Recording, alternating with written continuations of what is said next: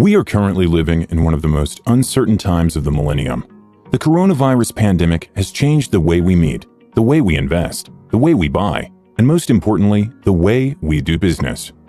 There's no doubt that this isn't just a period where the economy slows down. This is much more. This is a period of change. The goal of this video is to first of all give you more perspective on how important this change is, what trends are here to stay, and also how you can adapt to them. I will also explain to you why this pandemic and recession is different from the past ones. And finally, I'll give you important information on the businesses that are going to explode in the next months. Business number 3, social media marketing agency. A social media marketing agency is nothing more than an advertising company that focuses on generating sales for businesses with various techniques and campaigns on the leading platforms. They're also called SMMAs. Since many businesses would like to transition to the internet due to the pandemic, all these agencies have popped up. There are so many that I'd even call it a trend. So right now, it probably isn't a great time to start a social media marketing business, simply because there's an insane level of competition. But the industry truly has potential, and it doesn't even take that much of an investment to get started. So what I would do if I were interested in starting such a business is, I would wait until the trend fades out. Most of these newly born businesses will fail for two main reasons. 1, they don't have any experience and skill, and 2, they aren't motivated enough and will give up early. Marketing really is the future, and if you're serious about this, you should get into it ASAP. Learn the necessary skills and then start the agency when the time is right. If you want more details about a very specific strategy for social media marketing agencies, let us know in the comments. I've actually met many of these guys, both successful and not, and I came to my own conclusion about what works and what doesn't. Just tell us if you're interested, and we'll get it done soon.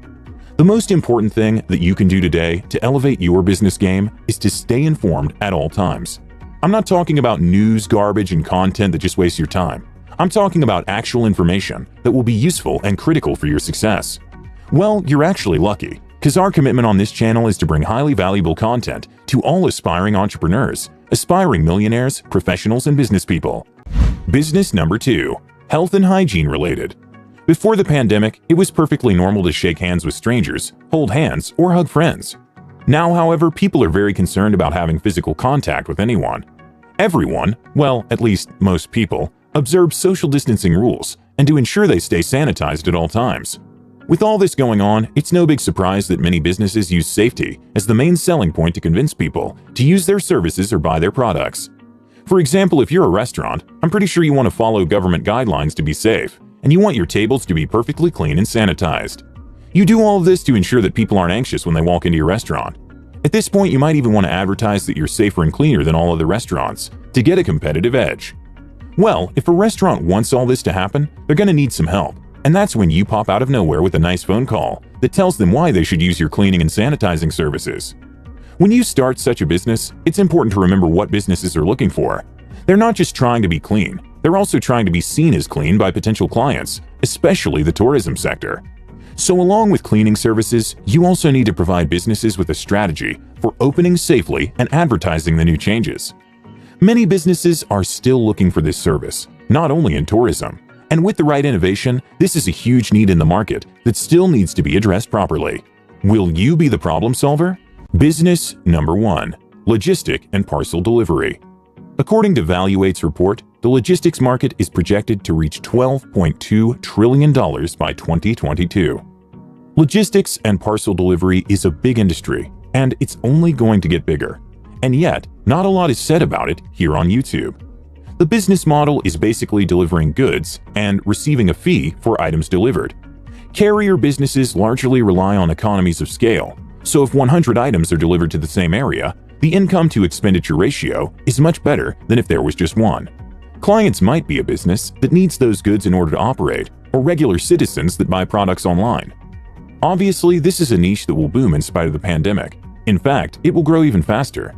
This will obviously happen because more and more people are purchasing things online, overbuying them via traditional channels, such as stores and malls. Before the pandemic, not a lot of people trusted online shopping, but due to new health regulations brought about by the pandemic, businesses were forced to turn to the internet to service and find clients. Most people only had two options: go out and possibly risk getting infected, or stay at home and trust the online shopping.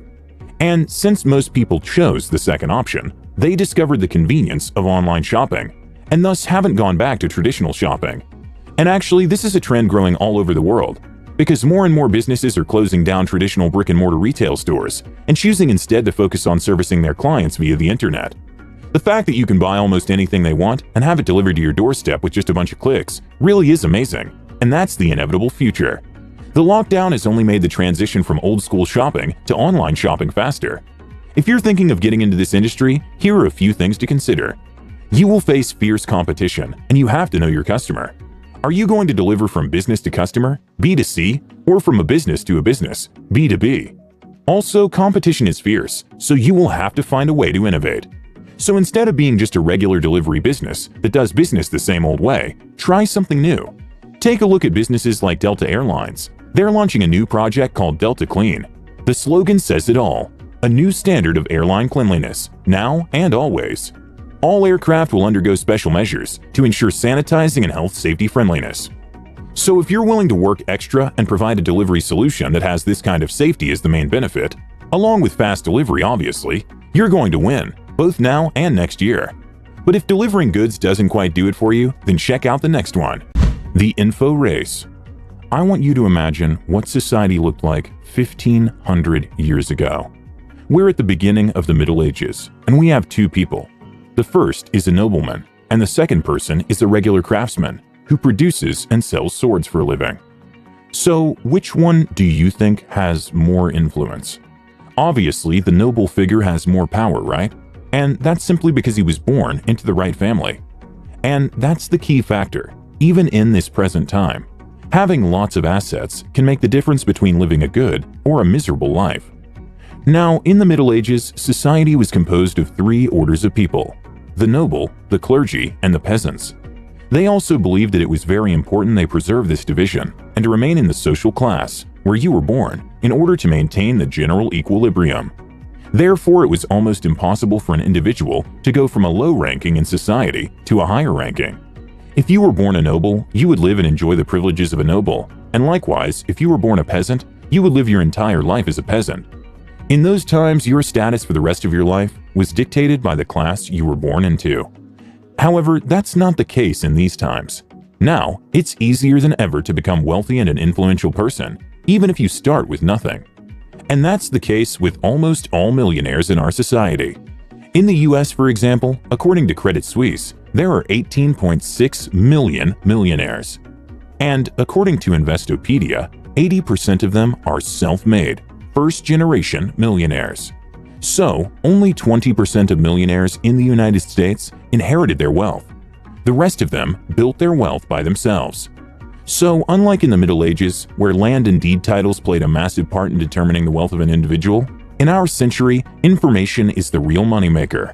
The person with the best knowledge and information and takes action will win. That's simply how it works. So even during worldwide adversities, some people will profit immensely just because they have better information than most people. And if you understand and use this concept, you can become one of those people. But where do you get all that information? Now, isn't that the million-dollar question? Well, there are many sources you can and cannot trust. But your goal should be to look for unbiased information that you can then act upon. And the goal of this video is to give you the basics of that information. But before we get into it, give this video a big thumbs up for that YouTube algorithm and comment below what video you would like us to make next. Why people buy. Success in business is met by fulfilling a need or want. No matter what industry or specific niche someone's in, if they're successful, they are fulfilling a demand. In other words, businesses that have many clients solve a problem that many people have. And the more critical that problem is, the more demand there's going to be. So the reason why people buy is simple. They do it to fulfill their desire or need. If you want to watch a movie, you have to buy a ticket. If you want to make a delicious milkshake at home, you're going to want to buy a blender and so on. In order for you to understand why the businesses that I'm about to list will boom up next year, you need to understand one of the most important principles of economics, the principle of supply and demand. This is something taught in school, but unfortunately, many professors make it extremely boring and long. So I'm about to explain to you in minutes what my teacher explained to me in weeks. The principle of supply and demand. Supply is basically what businesses are willing to offer at a certain time and at a certain price, while demand is what people are willing to buy at a certain time and at a certain price. For example, if you're a writer and you want to sell your first book for $39, you're on the supply side, while the people that are willing to buy your book for that price are on the demand side. Now, the principle is relatively simple. I want you to imagine that you're a writer, and a lot of people want to buy your book because it's fantastic. So many, in fact, want to buy your book that you might not have enough to meet all that demand. And since there is a huge demand for the book, and you also want to maximize your profits, you bump the price by $10, and now it's selling for $49. But ever since you increased the price, many people actually stop desiring the book because they now think it's overpriced, so demand goes down. In business, usually when demand goes up, so does the price, since businesses want to make more money. But when price and supply go up, the demand also falls. Ideally, there has to be a balance between demand and supply, and that's the sweet spot that everyone tries to get to. But that rarely happens.